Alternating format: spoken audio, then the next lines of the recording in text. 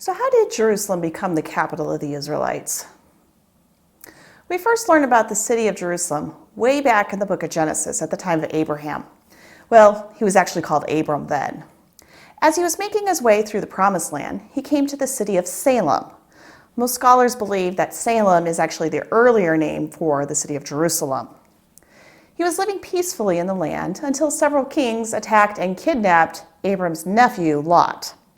Abraham took his 318 men throughout the Promised Land to rescue and retrieve his nephew. When he returned to his tent, which was housed in the land just to the north of Salem, he met with Melchizedek, who was the king of Salem. Melchizedek was not only a king, he was a high priest. Abram dined with Melchizedek and even gave him a tenth of everything that he owned. Later in Abraham's life, when he was actually called Abraham, God tested him. God asked Abraham to make his way to Mount Moriah to sacrifice his son Isaac. Abraham did as he was requested. The story of Genesis gives no indication of the city of Salem or of Melchizedek, but we know that Mount Moriah is the mountain atop where Jerusalem sits. Based on what we know of the city later in its history, the walled part of the city was on the hillside, not actually on the mountaintop.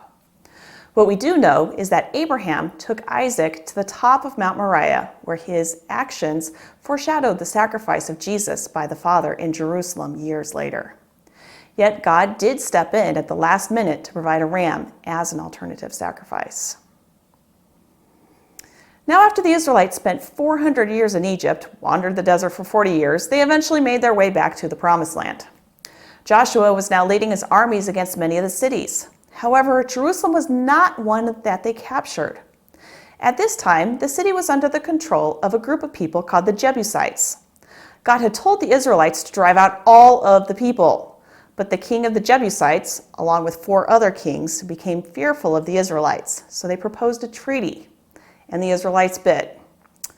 This let the Jebusites remain in control of the city for about another 400 years.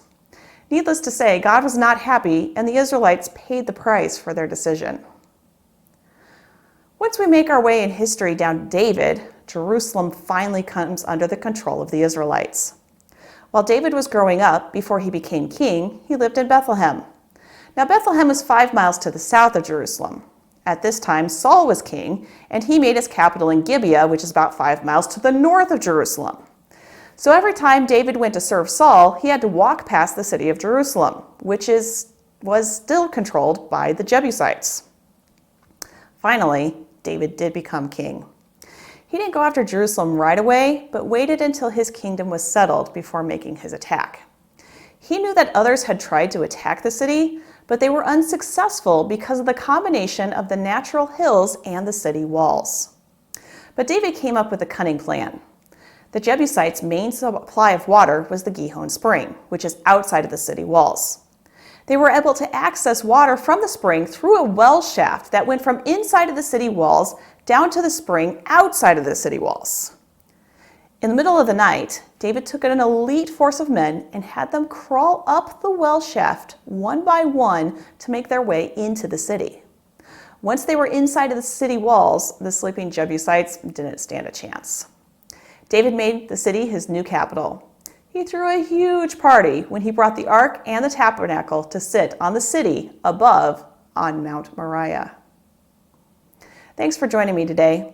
If you want to learn more about the Bible, check out my other videos or subscribe to my channel. I hope to see you soon.